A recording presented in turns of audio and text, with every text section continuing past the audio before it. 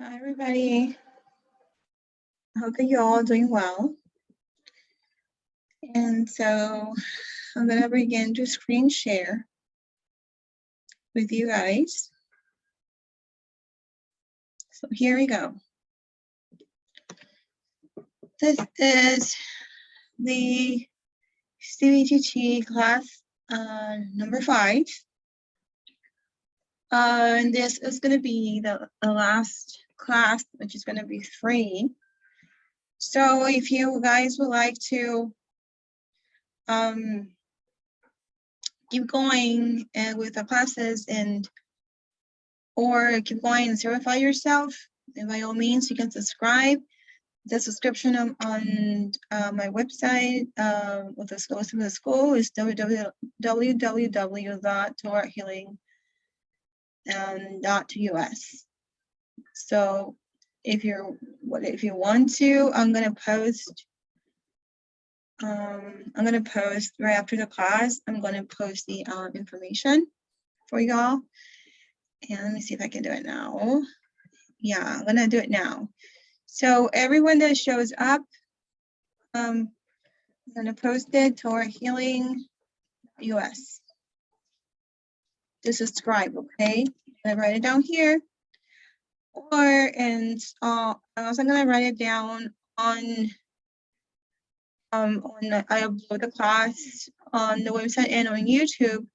I'm gonna do that for so that everybody can be directed to the website.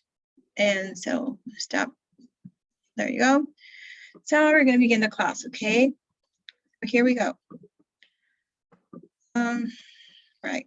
The level 1, as I mentioned before. Just doing that. Let me see what's going on here. I don't know why it's not doing it. All right. There we go. So, this course, you can get certified with this course if that's your choice, and then you can have a practice, this CBTT practitioner. As I mentioned before, the first class, CBTT stands for Cognitive Behavioral Torah Therapy. So this course is based on life's work of Rebbetzin Miryam.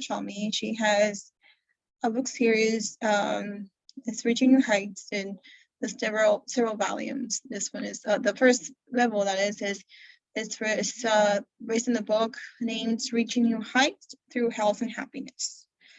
So if you log into the school, and you will get this content as well, the class slide, and you guys can just copy paste in the link and go directly to Amazon, or you can also just search for it. And let's go here.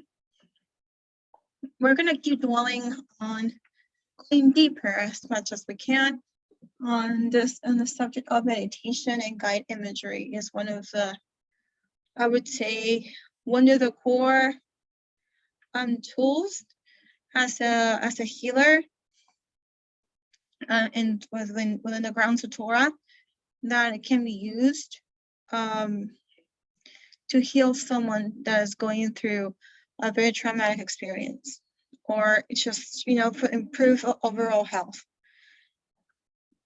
So keep going, guys. So here, let's begin. Rabbi Aryeh Kaplan, an expert of meditation, wrote that, reference from his book titled Truth Meditation, which I strongly urge you guys to purchase this. I'll be doing a course based on his book to dwell even more. I'm not sure whether I'm gonna add it part of the CBTT, like, into make it even stronger, or even go more in depth. I strongly believe that we should go as deeper as we can on the subject, because it's so gonna help you and help their loved ones, and if you have practice, and for your clients as well. So it's Truth Meditation of Shokin, 1985, page 5. Here we go. You can hold on a second. Oh, it's a little bit misspelling over here. I'm gonna fix that up and upload with the correction, okay? So I was trying to say, you can see that the mind has a mind of its own. You've heard it before, right? The mind has a mind of its own. But but there's no actual answer to this issue. So it also like just it gives us like the idea that we don't really have control over it. So if you're thinking of something, there's nothing really you can do to control it, which is not true. But that's what like it implies, right? But in this case, Rabbi Kaplan dwells into this in depth, and it gives us the answer. So there are thus, let's keep going, okay? So there are thus two parts to the mind. One that is under control of the conscious will, and one that is not. That part of the mind under the control of the will is called the consciousness, while that which is not is called the unconscious. So let's keep going. Since the subconscious is not under the control of the will, one cannot control what is passes. Oh, I'm sorry, that's over here, another one. One cannot control what it passes into the conscious mind. One of the goals of meditation then is to gain control of the subconscious part of the mind. If one were to succeed, one will also gain a high degree of self-mastery. This too is a goal of meditation. So Rabbi Kaplan makes an extremely interesting point about our body's ability to reflect physically our mental or emotional state. Hence, is why it's so important for us to be able to regain and really have that self-mastery of our mind. For example, let me just play this as a scenario. If you're like, I know you're laying down, if you will, if you're laying down, and if your mind, as I mentioned in previous class, if it's not filled with Torah, if your thoughts are not dwelling on anything, then you have no, if you will, no shield or no weapon to be able, or no tool in part of your display of ways that you can help yourself during the meditation. How can you exercise meditation if you have no knowledge whatsoever of Torah? You're just gonna go by what quote unquote your gut tell you to do. But if, for instance, you focus your mind and you train your mind that when you wake up, the first thought that you're gonna have is from the Yetzer Hara. But if you control your mind every time to shift it into thinking either the first thing you train in the Shema Israel Adonai Elokeinu Adonai Echad, or you can train your mind just to say Modeh Ani Lefanecha Melechai V'Kayam.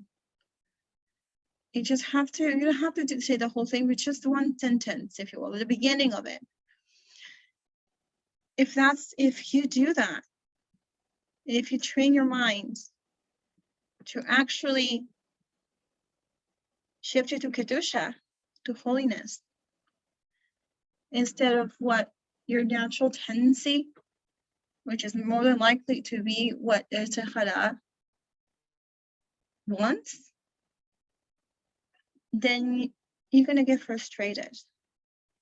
So it's so important to fill our vessel with words of Torah. It's pretty important to fill our vessel with, first and foremost, with prayer, meditation, and Torah study. It's like those three, it's like taking a pill over and over again and over again.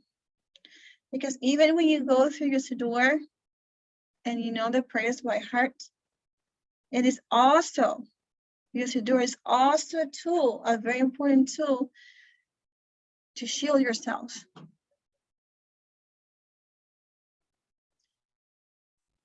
Because at the end of the day, everything is Torah. It's about that. It's the use of Hashem's blueprints to be able to achieve improvement within our neshama, within our soul, within our character traits, our family life, our financial situation, every single aspect.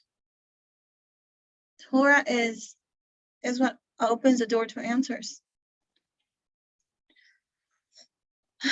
So it keeps going, okay? So it explains why so many disciplines use breathing exercises. Because when you start breathing, and you know how secular meditations tell you to breathe and try to clear your mind. And again, clear mind and breathe, clear mind and breathe. But also, when you're in a meditative state, organically, you're more susceptible. That's the reason why meditation can be such a powerful tool. And again, it can be a tool that can be used for things that are against what Hashem wants, of course. So let's keep going, okay? Now, Rabbi Kaplan explains that breathing usually occurs automatically and is therefore normally under the control of the conscious mind. Imagine like the conscious and conscious mind should become one. And then they should be training, if you will, in unison as one. So the conscious mind is receiving words of Torah, right? And it should become so ingrained within your neshama that it becomes part of your unconscious mind. That's what's so important, to keep feeling it and keep feeling it and keep feeling it over and over again.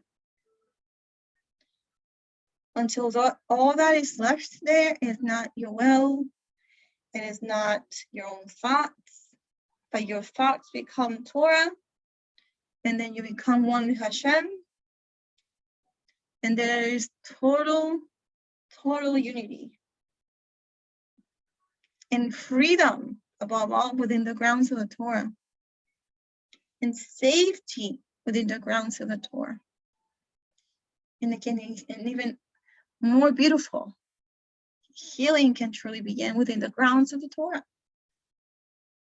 Like a child holding their father's hand, and the father knows the safe path they should walk through. That's what the Torah is. The Torah is a parent that Hashem sends to us. The Torah gives us its hand, and it leads us on the right path of safety to the creator of the Torah and our creator. So let's move on, guys.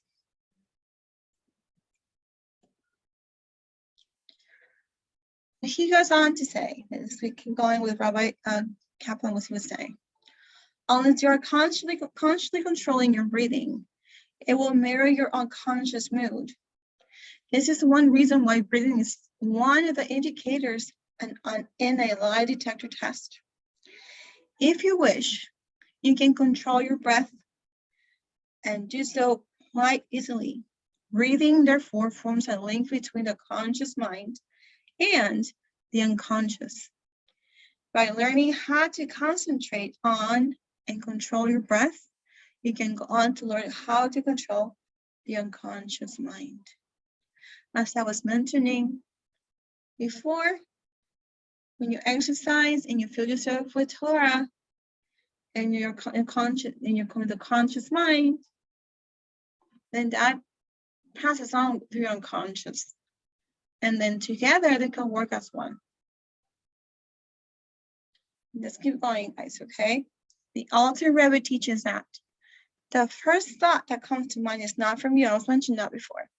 It is from the Yetzer Hara. But what you do with it, once it is there, it is under your control. You are the one that decides whether to dwell on the first thought or just push it away. And the first thing that they should become is a thought of Kedusha. Like I mentioned before, either Shema Yisrael, or you can use that, you can use something else. If it's just that,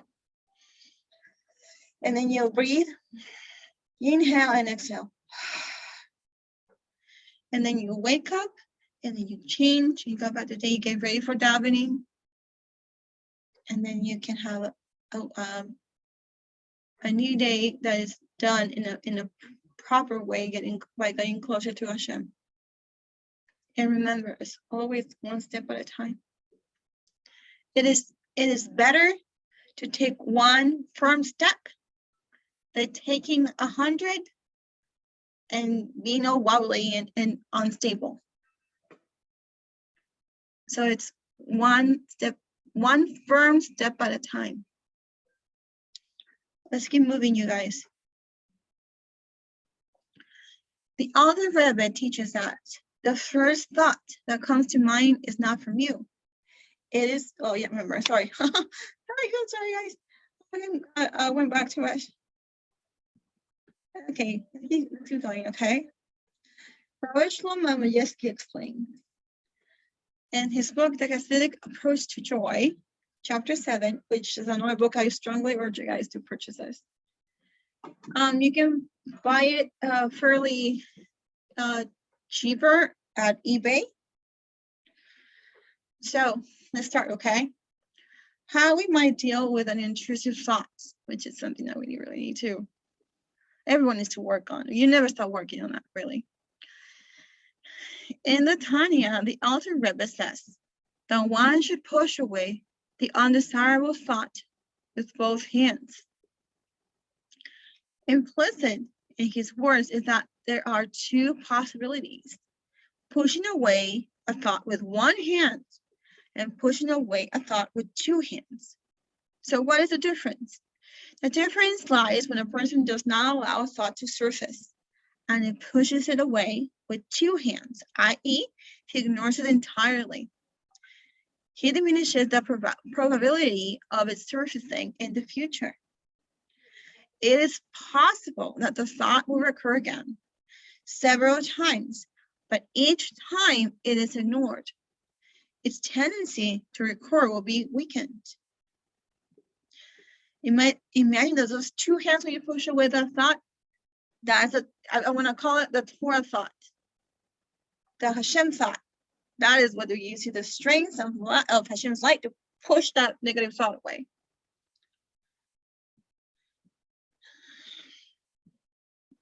And if you push it enough, as many times as you need it, it will get weakened. Because why? Because as I mentioned before, you'll be every single day you'll be studying Torah and feeling your neshama and feeling your vessel again.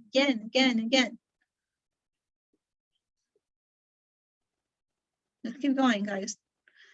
And he goes on saying, when, by contrast, a person pushes away a thought with one hand, i.e., he acknowledges the thought and thinks how not to think about it. He is. Because if you're thinking, oh, I should not think of this, but you think of the thought, it's automatic. You say, I should not think of but you're still thinking it. In fact, inviting this thought is like a form of exercise. He allows the thought to capture his attention, and this encourages the thought to continue surfacing from the subconscious to the conscious. The key is pushing away an undesirable thought with both hands. Remember this, the two hands of the Torah, of Torah's light. Turning our minds to another point of focus and letting the undesired thoughts flow out of our consciousness naturally without effort. A man once requested that the Rebbetzin Rebbe help him focus on a mitzvah zeh, which is a positive active commandment that he could work to improve, and a mitzvah lo ta'aseh, which is a negative commandment he could better abstain from. The Rebbe responded, basically, the mitzvah zeh is that he should work on being happy. And the lo ta'aseh is to not think negative thoughts. If we're happy, think about it, guys. If we're happy, if our neshama is happy and we're happy, we're going to think positive thoughts. That is a tendency. But it's also, as hard as sometimes it may be, it is a decision that we should be making on a conscious level to be happy. Think it will be good, and it will be good. Even if we're going through a hard time, guys, it's just part of life. They're just different process of learning that each of us have, even more hard than the others. But if we think, instead of saying, oh, this is so hard, and it happens to me truly, we never stop working on ourselves. We never stop. And it's okay. It is okay to make a mistake, to trip, and to step on a stone, for example. You're stepping on it. Oh my gosh, I did it again. But the key is saying, Hashem, I'm sorry, I did it again. And then you open your eyes, and you say, okay, I'll try again, Hashem. That is the difference. That is the huge difference. It is a choice of letting go and deciding to be happy. And give that heartache and release that heartache. And visualizing releasing that heartache and give that to the healing light to Hashem, which is what I do in most of my meditations.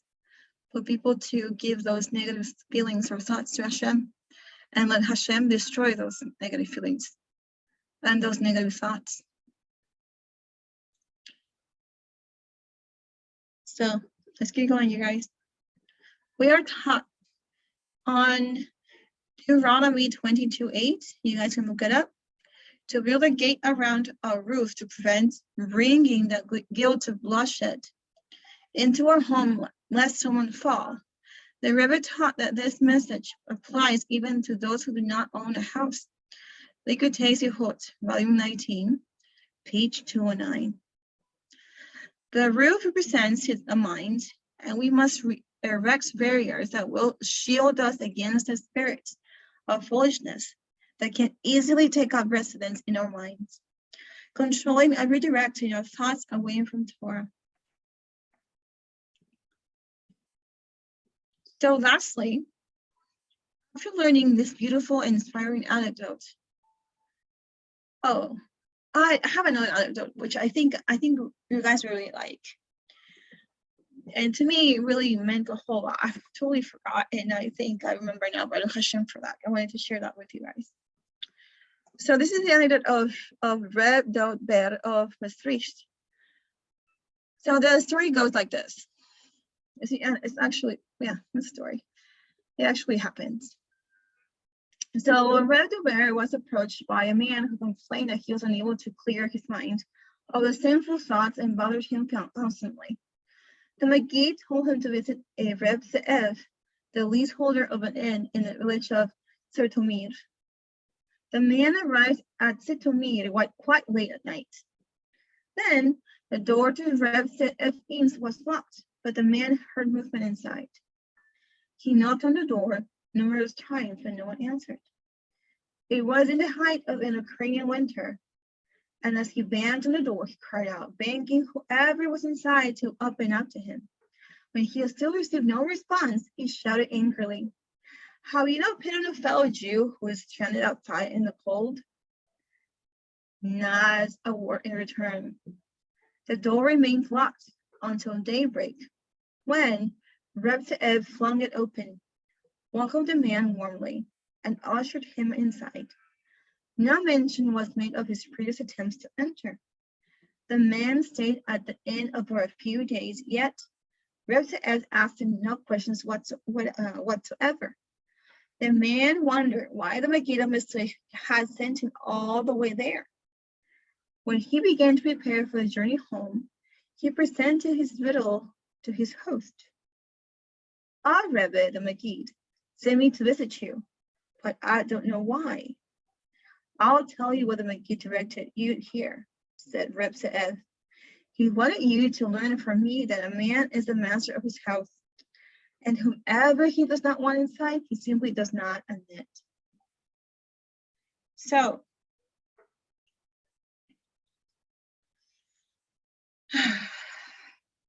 Rabbi Sharon Solomon Leali taught that idle talk is a source of foreign thoughts that invade our minds when he is trying to pray or learn Torah. So our speech affects our thoughts. Uncontrolled speech leads to uncontrolled thoughts. So, but Rabbi Solomon of Leali was explaining exactly what was happening on the story. You know how Rebbetzin said, "Well, I wanted you to learn that a man is master of his house, and whomever he does not want inside, he simply does not admit. But the only way we can make ourselves masters of our own home is by Torah learning, is by davening, and is by maintaining the kosher way."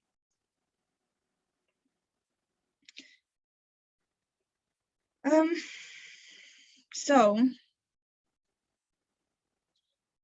it is of utmost importance to submerge ourselves in the discipline of davening. It's so important, you guys. I was just telling you.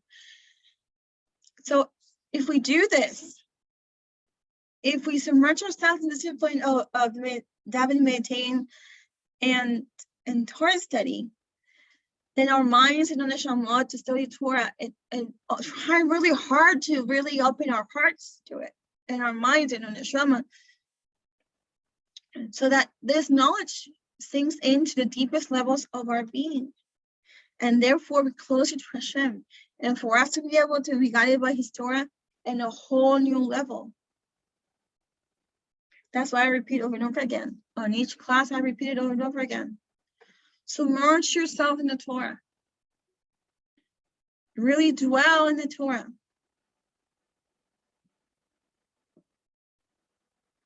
Really, really concentrate and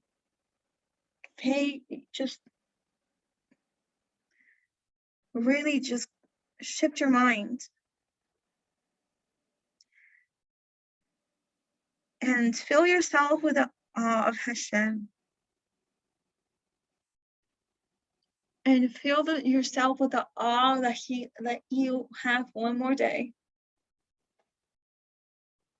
And He gave you the honor of one more day, saying, "Thank you, Hashem, for letting me open my eyes and returning my soul within me.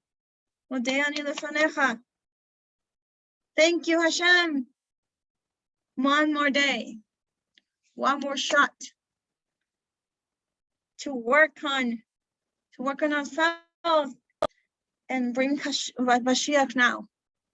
Work on ourselves to bring Mashiach now." And obviously, that's a win-win situation. When you work on yourself, you're closer to Hashem. When you work on yourself, you're working on Mashiach. Bring Mashiach closer and closer and closer. So that's it, you guys. I'll be posting this class on the website of the school and on YouTube as well. And I'll also be going to be adding the corrections, a few corrections, and I'll be there. So you can watch this class at a later time. So I'm going to stop screen sharing now. There we go. I really hope that you enjoyed the class.